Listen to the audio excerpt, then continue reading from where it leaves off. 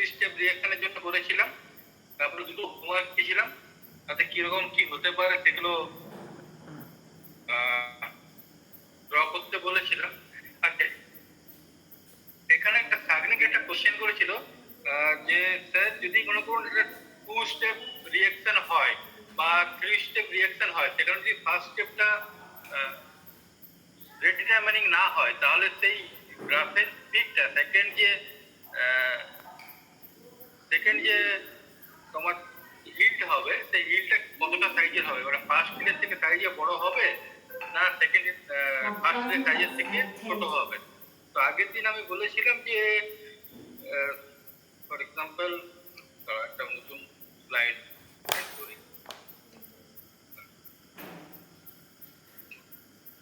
সবাই আছো তো? শুভদীপ, আনসি, হ্যাঁ স্যার। মোনালিসা আছো তো? হ্যাঁ স্যার। আর আদমি? আচ্ছা, ঠিক আছে। আচ্ছা, শুভদীপ থেকে যাচ্ছি, তাই তো?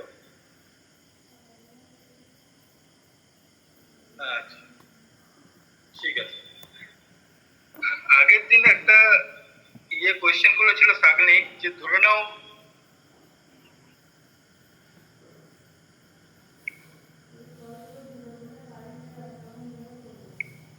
একটা ধরে two step process, two step process, তাতে এক নম্বর হলো ফার্স্ট স্টেপ ইজ আরডিএস। যদি হয় তাহলে সেক্ষেত্রে এনার্জি প্রোফাইল ডায়াগ্রামটা কিরকম হবে, তাই তো? তাহলে এটা তো ইজি।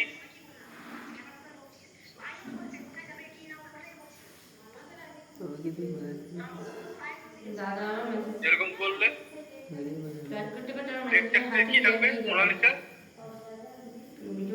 রিঅ্যাকশন কোঅর্ডিনেট আর ওয়াই অ্যাক্সিসে energy, generally delta G dagger লিখি, ঠিক আছে? তাহলে যদি টু স্টেপ প্রসেস ধরে নাও, এটা আমি ধরে নিলাম এক্সোথার্মিক, তাহলে সেই ক্ষেত্রে আমরা কি করেছিলাম, তাহলে রিঅ্যাক্ট্যান্ট এনার্জি বেশি হবে, প্রোডাক্টের এনার্জি কম হবে, তাই তো? এটা রিঅ্যাক্ট্যান্ট, এটা প্রোডাক্ট। টু স্টেপ প্রসেসের ফার্স্ট স্টেপ যদি আরডিএস হয় তাহলে খুব ইজি, এরকম করলাম,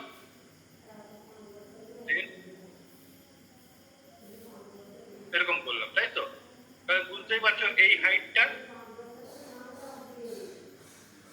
বেশি অ্যাজ কম্পেয়ার টু দিস, এখানে কোনো প্রবলেম নেই। কিন্তু যদি হয় সেকেন্ড স্টেপ, মানে যদি এখানে যদি আমি সেকেন্ড স্টেপটা বলি, সেকেন্ড স্টেপ, তাহলে কি হবে?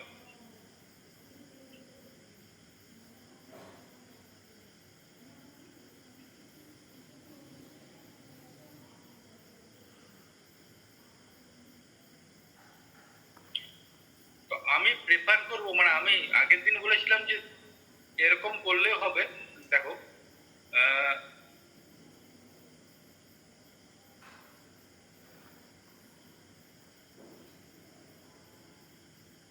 এরকম করলেও হবে বলেছিলাম তো। তখন সাগনিক একটা কোয়েশ্চেন করেছিল, স্যার অ্যাক্টিভেশন এনার্জি আমরা কোথা থেকে মাপবো, এটা আর এটার ক্ষেত্রে এটা, তাই তো? তখন আমি বলেছিলাম যে অ্যাক্টিভেশন এনার্জি এটা EA1 আর এটা EA2। তো এই যে হাইটটা মাপবো আমরা রিঅ্যাক্ট্যান্টের থেকে মাপবো, এটা বলেছিলাম তো। আসলে অ্যাক্টিভেশন এনার্জি এখান থেকে ইন্টারমিডিয়েট থেকে ট্রানজিশন 2 এর অ্যাক্টিভেশন এনার্জি, TS2 এর অ্যাক্টিভেশন এনার্জি এতটা মাপতে বলেছিলাম। হ্যাঁ, কিন্তু যখন আমি বলবো যে সেকেন্ড স্টেপটা আরডিএস, তখন এখান থেকে হাইটটা নেব বলেছিলাম তো। কিন্তু আমি অনেকগুলো বই স্টাডি করলাম, কোথাও সেরকম ভাবে ক্লিয়ার নেই। তাই আমি বলবো কনফিউশনটা যাতে না থাকে পরীক্ষার হলে, তোমরা কি করবে, চেষ্টা করবে যদি সেকেন্ড স্টেপটা আরডিএস হয় তাহলে EA2 এর হাইটটা যেন EA1 এর থেকে বেশি হয়, ঠিক আছে? বুঝতে পারলাম?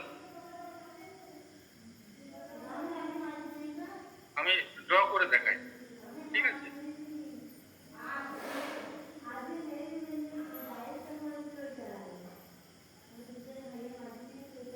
তাহলে সেই ক্ষেত্রে কেমন ড্রটা করবো তোমরা?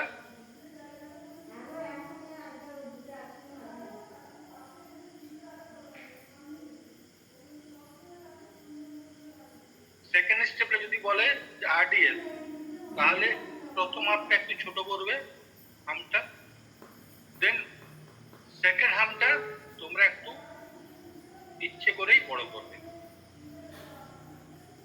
বুঝতে পারলে? তাহলে আর কোনো কনফিউশন থাকবে না, কারণ এই হাইটটা EA1 আর এখান থেকে যদি তুমি দেখো এই হাইটটা হলো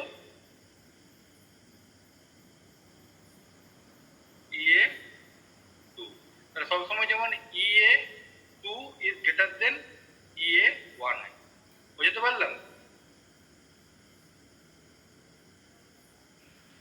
তাহলে যদি সেকেন্ড স্টেপটাকে আরডিএস দেখায়, সেকেন্ড স্টেপে যদি আরডিএস বলে তোমরা ড্র করবে এইভাবে, ঠিক আছে? যেন ইন্টারমিডিয়েট থেকে যে হিলটা তৈরি হচ্ছে সেই হিলটার হাইটটা যেন রিঅ্যাকট্যান্ট থেকে যে হিলটা তৈরি হচ্ছে তার থেকে বেশি হবে, ঠিক আছে?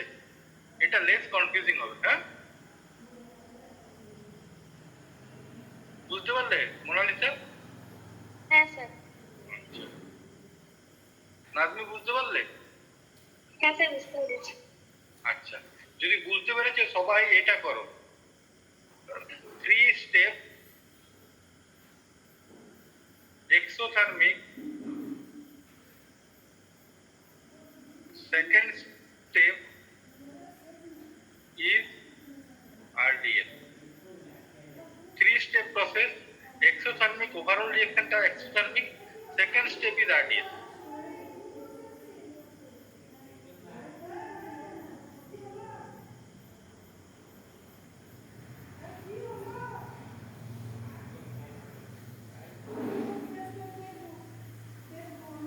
এটা ড্র করে পাঠাও সবাই। ফেরে হ্যাঁ স্যার। ফলো করতে পারছো? হ্যাঁ স্যার। আচ্ছা।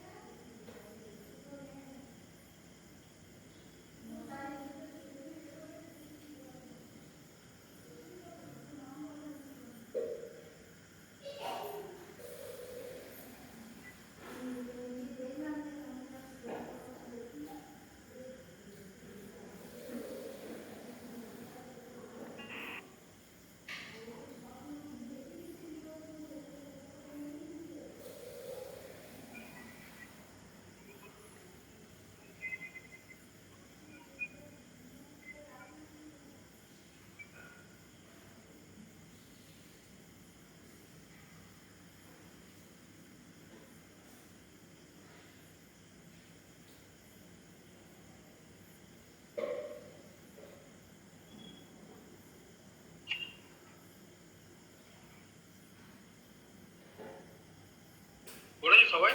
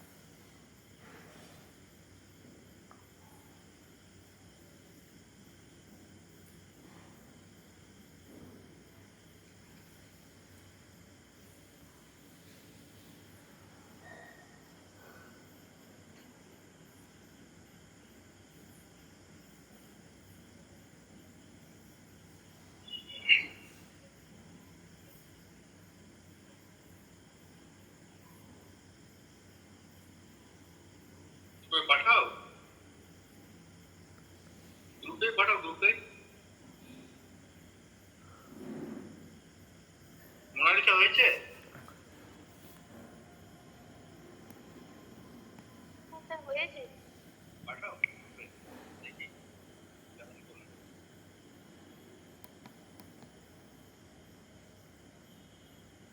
বাকিরাও পাঠাও গ্রুপে সবাই। নাজমি পাঠাও।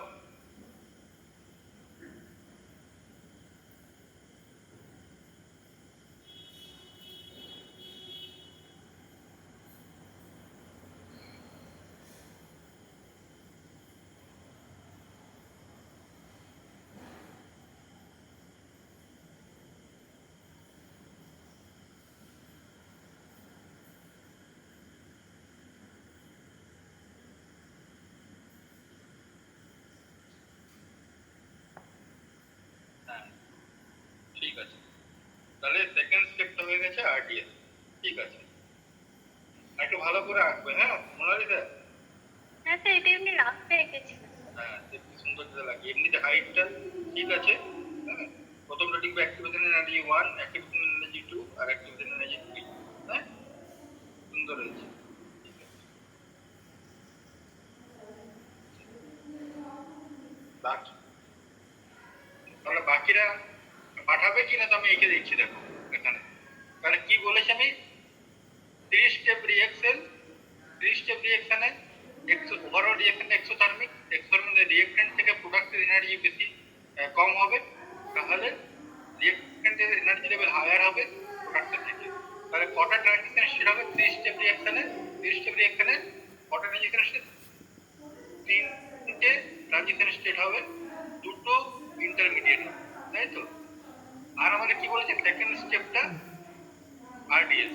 তাহলে প্রথম স্টেপটা আমাকে কোথায় রাখতে জন্য, এটা যদি আমার প্রথম ইন্টারমিডিয়েট হয়, সেকেন্ড ইন্টারমিডিয়েট যেখানে খুশি আঁকতে পারো তুমি, ধরে নাও সেকেন্ড ইন্টারমিডিয়েটটা তুমি এইখানে আঁকো।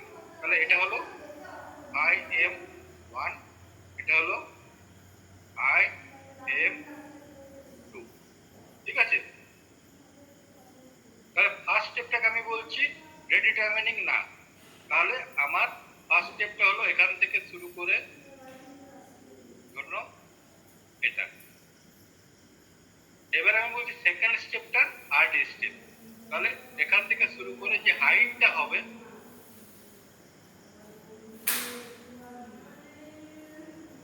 সেই হাইটটা ধরুন এটা হলো। আর থার্ড স্টেপের হাইটটা তুমি যে কোনো খুশি করতে পারো, প্রোভাইডেড যেন E2 থেকে বেশি না হয়, ঠিক আছে? তাহলে তুমি সেফ সাইডের জন্য এটা ছোট করে আঁকবে। তাহলে এটা হবে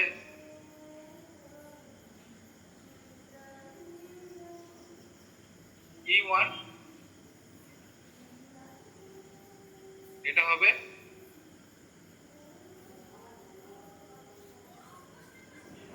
E2, আর এটা হবে E3, ঠিক আছে? তাহলে হাইট থেকে বুঝতে পারছো যে E2 হাইটটা সব থেকে বেশি, তাই না? তাহলে আমার সেকেন্ড স্টেপটা আরডিএস স্টেপ, মানে এটা হলো আরডিএস স্টেপ। তাহলে এটা রিঅ্যাক্টেন্ট প্রোডাক্ট, এটা হবে CS1, এটা হবে CS2 আর এটা হবে CS3। সবাই এরকমই কিছু তো মানসী?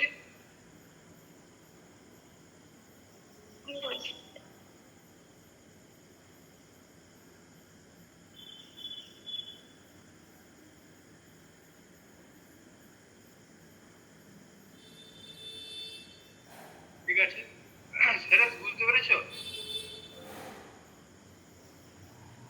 হ্যাঁ স্যার একটু প্রবলেম হচ্ছে দেখি। আচ্ছা, কোথাও প্রবলেম হলে তা জিজ্ঞেস করবে, ঠিক আছে? কারণ আগের ক্লাস করনি তো। আচ্ছা স্যার।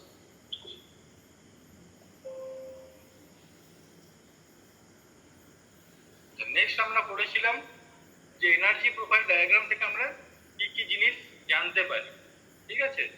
সেখান থেকে আমরা বলেছিলাম যে কতগুলো স্টেপস হয়, কতগুলো ইন্টারমিডিয়েট হয়, হ্যাঁ, তাদের relative energy, reactant, product, intermediate, ট্রানজিশনের কিরকম এনার্জি লেভেল হয়, এক্সোথার্মিক না এন্ডোথার্মিক প্রসেস হয়, সেগুলো সব জানতে পেরেছিলাম। নেক্সট আমরা বলেছিলাম যে যদি টিএস থাকে, ট্রানজিশন স্টেট থাকে, তার দেখতে কেমন হবে, সেটার জন্য আমরা হ্যামন্ড পস্তুলেট পড়েছিলাম। এবং সেখান থেকে আমরা পড়েছিলাম কি, যদি এক্সোথার্মিক প্রসেস হয় তখন ট্রানজিশন স্টেট দেখতে রিঅ্যাক্ট্যান্টের মতো হয়, আর যদি এন্ডোথার্মিক প্রসেস হয় তাহলে ট্রানজিশন স্টেট দেখতে প্রোডাক্টের মতো হয়।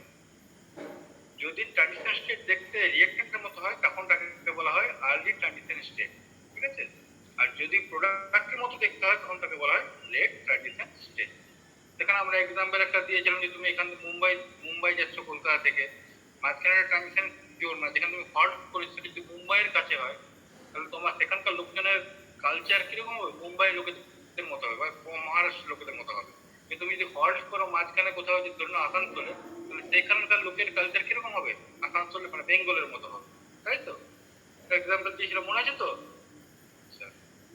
নেক্সট আমরা পড়েছিলাম যে এমন প্রস্তুতির অ্যাপ্লিকেশন কি করে, কোন প্রোডাক্টটা মেজর হবে, কোন প্রোডাক্টটা মাইনর হবে, এমন প্রস্তুতি কি করে আমরা এক্সপ্লেন করতে পারি, তাই তো। দেন আমরা একটা ইম্পর্টেন্ট টপিক পড়েছিলাম কাইনেটিক কন্ট্রোল আর থার্মোডাইনামিক কন্ট্রোল। কাদের কাইনেটিক কন্ট্রোল বলা হয়, কাদের থার্মোডাইনামিক কন্ট্রোল বলা হয়, হ্যাঁ। তাদের মধ্যে মানে দুটো গ্রাফ করে দেখিয়েছিলাম যে কিভাবে কাইনেটিক কন্ট্রোল কোনটা কিভাবে আসছে, কোনটাকে কাইনেটিক কন্ট্রোল বলবো প্রোডাক্ট বলবো, কোনটাকে থার্মোডাইনামিক কন্ট্রোল প্রোডাক্ট বলবো।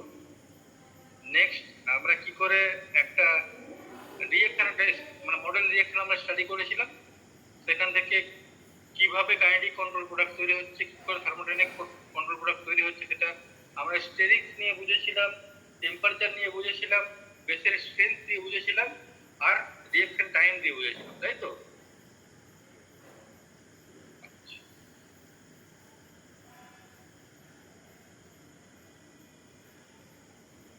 দেন একটা রিয়েল এক্সপেরিমেন্ট করে দেখিয়েছিলাম যে যখন টেম্পারেচার বাড়ানো হচ্ছে তখন আমি যে কাইনেটিক কন্ট্রোল প্রোডাক্টের সঙ্গে সঙ্গে থার্মোডাইনামিক কন্ট্রোল প্রোডাক্টের পরিমাণটা বেড়ে যাচ্ছে, তাই তো। এগুলো সব মনে আছে, সবাই রিভাইজ করেছো? হ্যাঁ স্যার, একটা কোশ্চেন ছিল। বলো। যে কাইনেটিক কন্ট্রোল বা থার্মোডাইনামিক কন্ট্রোলের রিঅ্যাকশন গুলো কেমন হবে, মানে রিভার্সিবল না irreversible? Actually kinetic control reaction গুলো যদি তুমি লো টেম্পারেচারে বলো সেটা ইরিভার্সিবল হয়, কিন্তু থার্মোডাইনামিক কন্ট্রোল রিঅ্যাকশন গুলো জেনারেলি রিভার্সিবল হয়। মানে প্রথমে হয়তো কাইনেটিক কন্ট্রোল প্রোডাক্ট তৈরি হয়ে গেল, তুমি বুঝতে পারছো কাইনেটিক কন্ট্রোল প্রোডাক্টটা তৈরি হচ্ছে কারণ তার অ্যাক্টিভেশন এনার্জিটা কম, তাই না। তাহলে তোমাকে যদি একটা বড় পাহাড় চড়তে দেওয়া হয়, ঠিক আছে, তুমি ধরে নাও তোমাকে বললো যে তোমাকে দুটো পাহাড় চড়তে হবে, ঠিক আছে। একটা পাহাড় যেটা শর্ট হাইট, সেটা যখন একটা পাহাড় থেকে অন্য পাহাড়ে যাবে তোমাকে 100 টাকা দেওয়া হবে, আর যখন আরেকটা পাহাড় যেটা উঁচু হাইট, একটা পাহাড় থেকে অন্য পাহাড়ে যদি যেতে পারো তোমাকে 1,00,000 টাকা দেওয়া হবে। তো তুমি ইনিশিয়ালি কি করো, তোমার যদি মনে হয় যে সময় আমার কাছে কম আছে, তাহলে তুমি সবসময় ছোট পাহাড়টাকে চুজ করবে, তাই তো। ছোট পাহাড়টা নিয়ে তুমি 100 টাকা নিয়ে নেবে। কিন্তু তোমাকে যদি বলা হয় অনেকক্ষণ তোমাকে সময় দেওয়া হলো, হ্যাঁ, যে তুমি যত খুশি, মানে ম্যারাথন দৌড়ের মতো, যতক্ষণ কোন সময়ে টাইম লিমিট নেই কিছু, যে তুমি যতক্ষণ খুশিতে ওই পাহাড়টা চড়তে পারো, তাহলে এনাফ সময় যদি তুমি চেষ্টা করবে কি গ্রেটার রিওয়ার্ডের জন্য তুমি বড় পাহাড়টা চড়ার চেষ্টা করবে, তাই তো। সেরকম মলিকুলার ক্ষেত্রে হয়।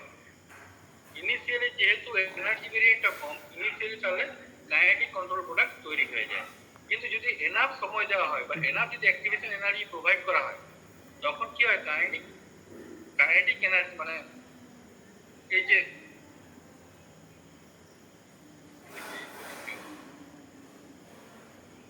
ধরুন এই রিঅ্যাকশনটাই, তাহলে কি হলো, প্রথমে reaction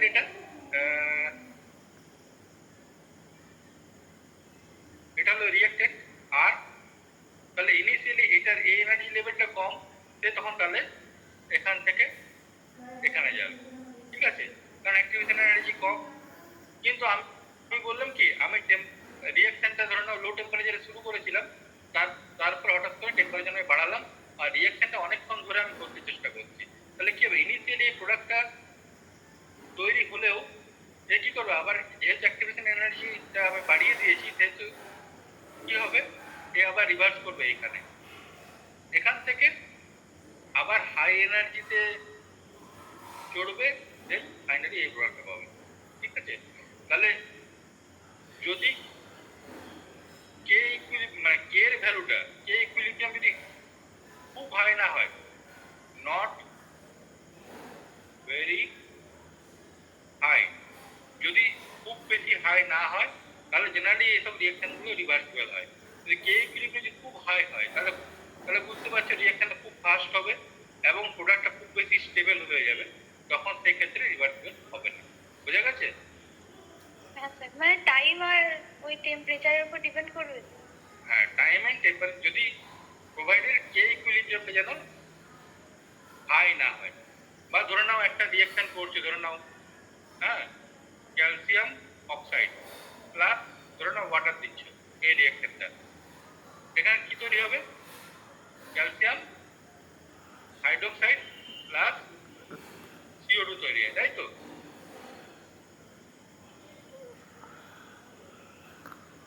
plus CO2 plus hit তৈরি হয়। ঠিক আছে, এবার তুমি ধরে নাও এই হিটটা কি হচ্ছে এসকেপ করে চলে যাচ্ছে, যে হিটটা যেহেতু এসকেপ করে চলে যাচ্ছে সেই জন্য কি হচ্ছে এই প্রসেসটা রিভার্সিবল হতে পারছে না। কিন্তু যদি তুমি একটা সিল্ড চেম্বারের মধ্যে করতে পারো রিঅ্যাক্টরটা, তাহলে কি হবে, যেখান থেকে হিট লস হবে না, কোনো প্রোডাক্ট লস হবে না, তখন প্রোডাক্টটাকে রিঅ্যাকশনে রিভার্সিবলে তুমি নিয়ে যেতে পারো। বুঝতে পারলাম? হ্যাঁ স্যার। প্রোভাইডের কে ইকুইলিব্রিয়ামটা যেন খুব হাই না হয়, আর কি রিঅ্যাকশনে যে কম্পোনেন্ট প্রোডাক্টগুলো তৈরি হচ্ছে তারা যেন রিঅ্যাকশন মিডিয়ামেই থাকে। ঠিক আছে, রিঅ্যাকশন মিডিয়াম থেকে কোনো একটা কম্পোনেন্ট বেরিয়ে পড়েছে তাহলে এটাকে রিভার্সিবল করা যাবে না। বুঝতে পারলাম? হ্যাঁ স্যার, ঠিক আছে।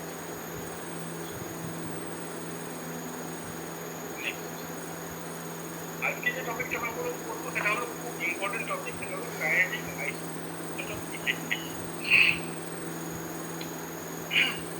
তাহলে কাইনেটিক আইসোটোপ ইফেক্টটা বোঝার আগে আমাদের বুঝতে হবে আইসোটোপ জিনিসটা কি। কে বলতে পারবে হোয়াট ইজ আইসোটোপ? যদি আমি লিখে দিয়েছি না দেখে বলা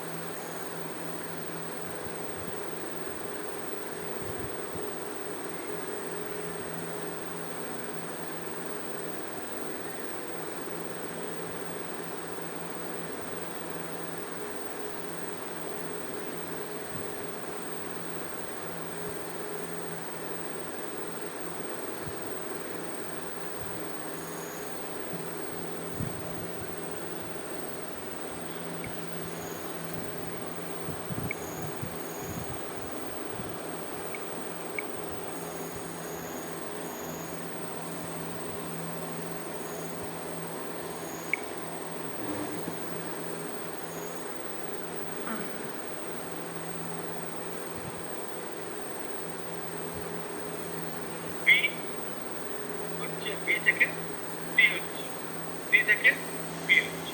ঠিক আছে, তাহলে এখানে কতগুলো স্টেপ, 1 2 তিনটে স্টেপ।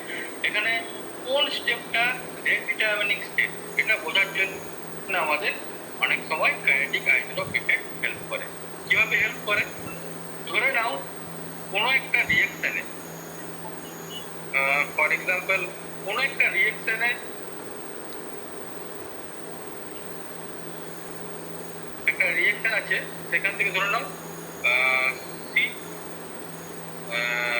সিএক্স সিএইচ থেকে সিএক্স তৈরি হচ্ছে। এবার এটা ধরে নাও আরডিএস। ঠিক আছে, তাহলে কি হবে, আমি কিভাবে রিঅ্যাকশনটা করব রিঅ্যাকশনটা করব প্রথমে আমরা এই এই রিঅ্যাকশনটা স্টাডি করব নর্মাল কন্ডিশনে।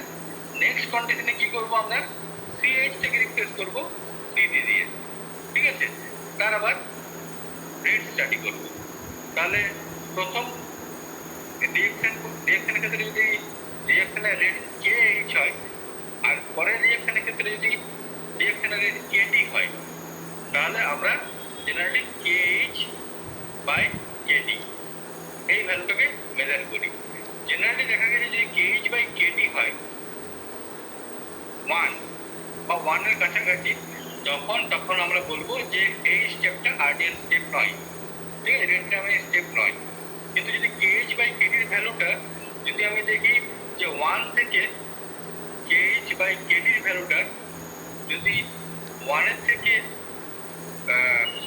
যদি গ্রেটার দেন 1 to 7 এই রেঞ্জের মধ্যে যদি থাকে 1 to 7, তখন আমরা বলবো এই রিঅ্যাকশনটার মধ্যে যে এই সিএইচ বন্ড ব্রেকিংটাকে আমরা বলবো আরডিএস স্টেপ।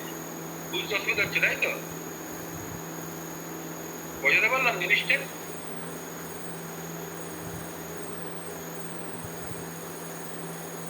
আচ্ছা, আমরা ডিটেলসে যাই তাহলে আরো ভালো করে বুঝতে পারবো, ঠিক আছে? তাহলে কাইনেটিক আইসোটোপ জিনিসটা কি? যে আমরা একটা রিঅ্যাক্টিং সেন্টারে একটা আইসোটোপ রিপ্লেস করব আরেকটা আইসোটোপ দিয়ে। দেন আমরা কি করব, প্রথমে নর্মাল কন্ডিশনে যে কোনো আইসোটোপ লেবেলিং করা নেই সেখানে রিঅ্যাকশনের রেট মেজার করব, আর নেক্সট যে সাবস্ট্রেটটা আছে সেই সাবস্ট্রেটের আইসোটোপ লেবেল করে রিঅ্যাকশনটা পারফর্ম করব, আবার তার রেট মেজার করব। এই দুটো রিঅ্যাকশন রেটের আমরা রেশিও নেব। সেখানে যদি আমি দেখি ভ্যালুটা একের কাছাকাছি হয়, তাহলে সেই ক্ষেত্রে বলবো আমি যে স্টেপের জন্য আমি স্টাডি করছি সেখানে সেই স্টেপটা এক্সামিনিং স্টেপ নয়। যদি আমি ভ্যালুটা দেখি একের থেকে বেশি, জেনারেলি 1 থেকে 7 মধ্যে যদি হয়, তখন আমরা বলবো এখানে আমি কাইনেটিক আইসোটোপ ইফেক্ট অবজার্ভ করছি, তার মানে নিশ্চয়ই এই স্টেপটা এক্সামিনিং স্টেপ। ঠিক আছে? বোঝা গেছে? তো এখন কোয়েশ্চেন আসতে পারে যে স্যার কেন আমি রেট আলাদা দেখতে পাবো, হোয়াট ইজ দ্য রিজন, মানে রেটটা আলাদা আলাদা হবে কেন যদি আইসোটোপ দিয়ে লেবেল করি? তাহলে সেটা আমাদের বুঝতে হলে আমাদের একটা এর পিছনে যে থিওরিটা আছে, মানে এটা কোথা থেকে তৈরি হলো সেটা আমাদের বুঝতে হবে। এই গ্রাফটা সম্বন্ধে সবাই জানো? এই গ্রাফটা কেউ দেখেছো? আনোসি এই গ্রাফটা দেখেছো কখনো?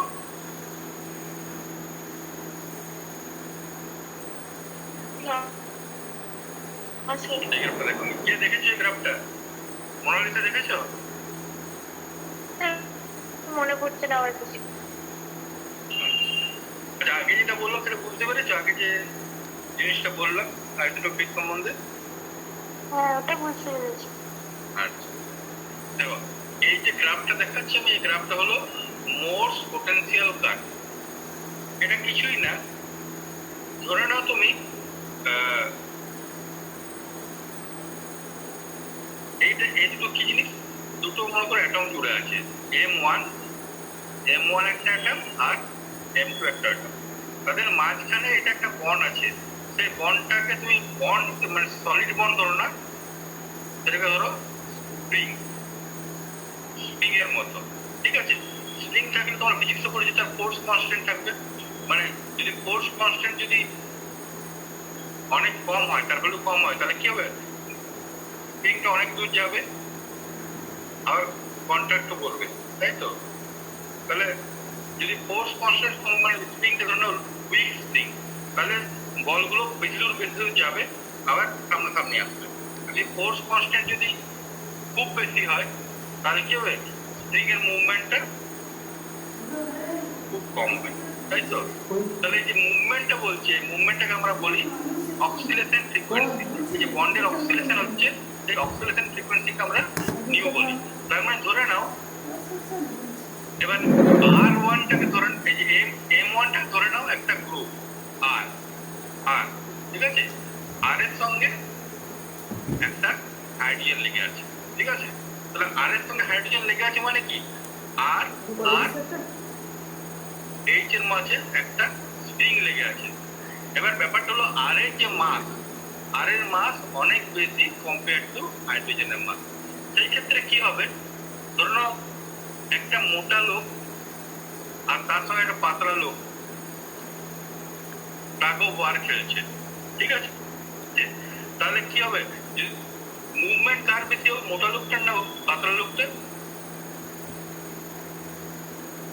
বলো।